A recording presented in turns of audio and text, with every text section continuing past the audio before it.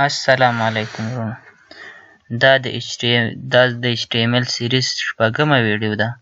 په دغه ویډیو کې به موږ او تاسو انشاءالله په کمنټس باندې وغږیږو. کمنټس څه شی دی؟ په ټولو پروګرامینګ لینګویج کې کمنټس تقریبا استعمالیږي. په HTML کې کمنټس څنګه استعمالیږي؟ کمنټس دا له نوم څخه معلومیږي په فیسبوک او نورو سوشل میډیا یا په هر ځای کې تقریبا په انټرنیټي نړۍ کې کمنټس نوم به تاسو اورېدلی وي. کمنټس سره به بلد یې.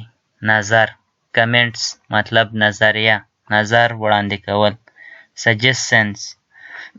نو کمنټس په پروګرامینګ لینګویجو کې هم همدا ډول دي. کمپیوټري ژبو کې هم تقریبا په ټولو کمپیوټري ژبو کې کمنټس شته ده.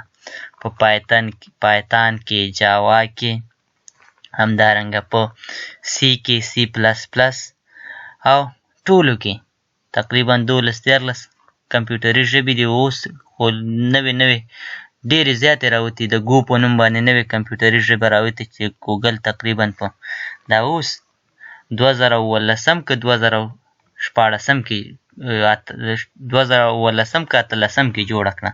تقریبا 2 کلنه پروګرامینګ لینګویج ده.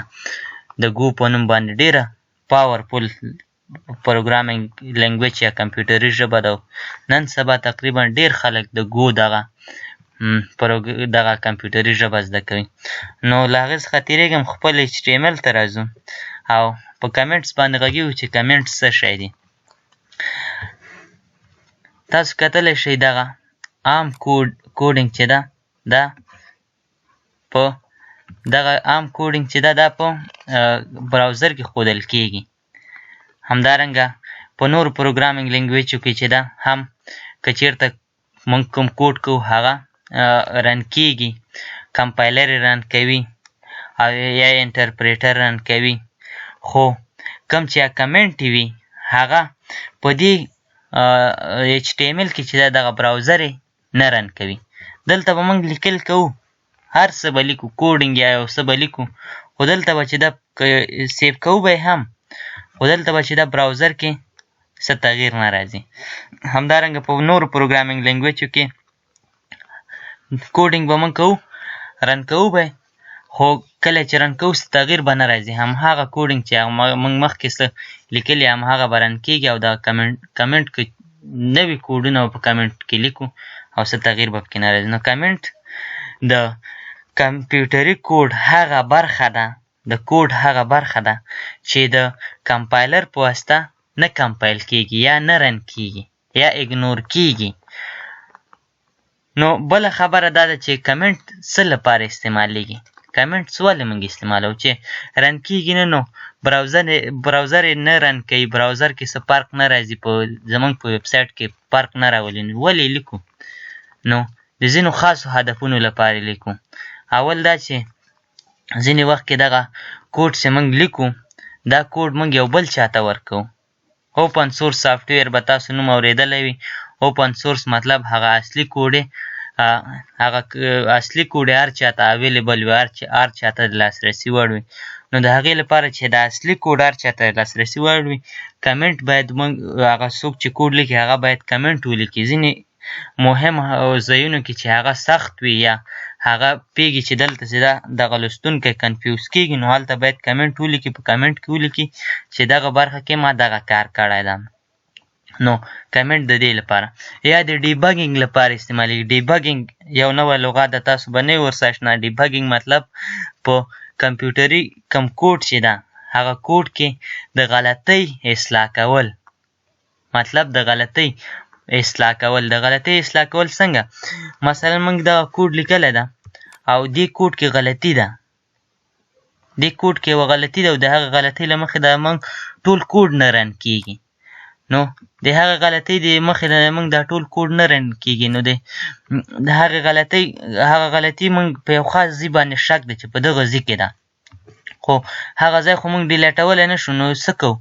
دغه نور کوډ چې ده، دغه نور څه باقي کوډ چې ده دا ټول په کمنټس کې نیسو. هغه چې ده نه هغه کېږي، رن کېږي. هغه مطلب داسې شو لکه موږ چې لرې کړو، ډیلیټ هم کړو، هغه په کمنټس کې نیسو او دغه کم برخه باندې چې موږ د شک د هغه رن کوو که چېرته رن نه شو نو زموږ شک په یقین بدلیږي او هغه کوډ اصلاح کوو. نو دا د کمنټس باره کې لنډه وینا وله یا لنډه معلومات چې ما تاسو ته درکړم. نو راځو په ګورو چې په HTML کې د کمنټس سټرکچر څنګه ده، کمنټس څنګه لیکل کیږي. نو راځم او په دغه اخر سر کې یو نوی پاراګراف جوړوم، د پی په نوم باندې یو نوی پاراګراف جوړوم.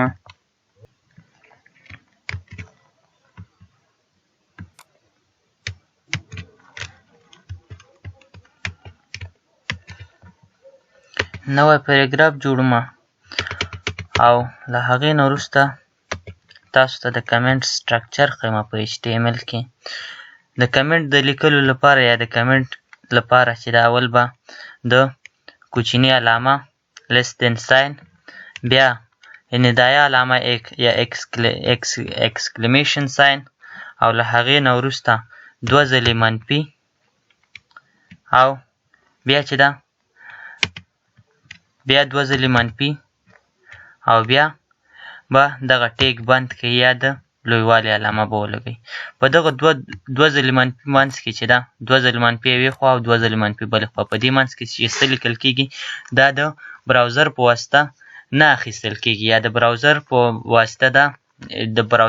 واسطه دا اګنور کېږي یا د نظر نه غورځول کېږي.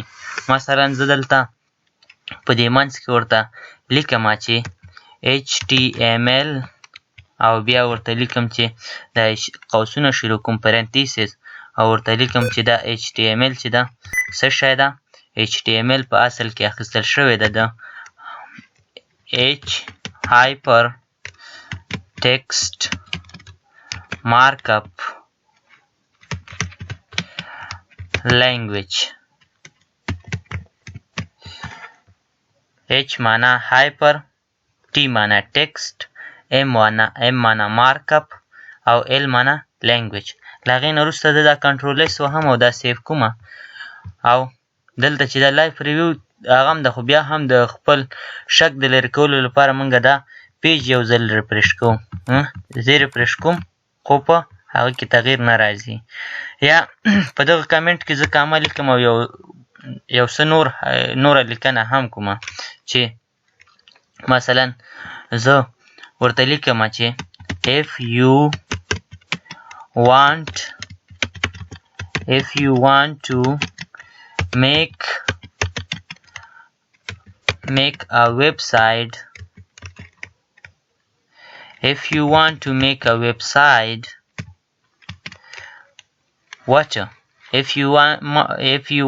make a website just learn HTML,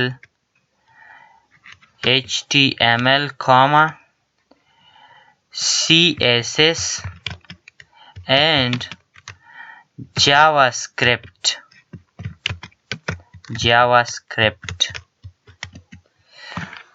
نو کنټرول سی وهم سیف کوم او دلته دا ریفرش کوم، څه فرق نه راځي. نو مطلب دا چې په دغه کوچني علامه ندایه او 2 ځلې منفي او بیا 2 ځلې منفي او لوی علامه په دې منځ کې چې څه لیکل کېږي دا د براوزر په واسطه نه اخیستل کېږي یا اګنور کېږي، یعنې دا کمنټ دی، دا د کمنټ په شکل لیکل کېږي. په دغه ځای کې یوه خبره ما وکړله چې که چېرته ته غواړې چې یو ویبسایټ جوړ کړې نو باید HTML، CSS او JavaScript زده کړې. نو CSS دا هم د HTML په شانتې لینګویج ده، خو فرق دا دی چې HTML چې ده د هغه ویبسایټ د جوړولو لپاره د ویبسایټ د هغه تهداب د جوړولو یا ساختمان د جوړولو لپاره استعمالیږي. مطلب ټیګونه دي په دې کې او دغه ټیکس ده او د ویبسایټ د ښکلا لپاره لکه ټیکسټ یا د لیکنې ته رنګونه ورکول یا مختلف نور تغییرات د ښکلا فارمیټینګ دپاره ښکلی شکل ویبسایټ ته ورکول، د دې لپاره CSS استعمالیږي CSS هم پروګرام داسې د مارک اپ لینګویج ده او د ویب سایټ د هغه لپاره مطلب کله چې موږ یو ویب سایټ جوړ کړو لکه اوس فیسبوک په اصل کې یو ویب سایټ په شکل ده خو د فیسبوک کې چې ده د هغه لپاره دغه فیسبوک کې موږ خپل آی ډي جوړو او دغه آی ډي پکې سیف کوو د آی ډي چې ده په یو ځای کې باید په یو میموري کې زموږ ډیټا موجوده وي که نه دا زموږ ویډیوګانې عکسونه دا په یو سرور کې دا په یو سرور کې یا په یو سرور یا په یو مطلب میموري کې نو د دغه میموري لپاره یا د ډیټابیس لپاره جاوا سکرپټ استعمالیږي خو په فیسبوک کې زما په خیال د فیسبوک لپاره چې ده د فیسبوک ډیټابیس لپاره PHP استعمال شوی یعنی PHP هم دا د ډیټابیس یا د ذخیرې لپاره استعمالیږي نو انشاءالله که ژوند و په هغه باندې به موږ په د خپل یوټیوب چینل کې یو ویډیو جوړوو انشاءالله په د دې فیسبوک او دا فیسبوک څنګه کار کوي ګوګل څنګه کار کوي یا دا انټرنیټ څنګه کار کوي دې باره کې به ویډیو جوړوو نو دا ویډیو انشاءالله که ژوند باقي و راتلونکي ویډیو کې به له یوې نوې موضوع سره د ویب سایټ د جوړولو یا HTML لپاره یو نوې موضوع لپاره به انشاءالله حاضرېږو او په نوې موضوع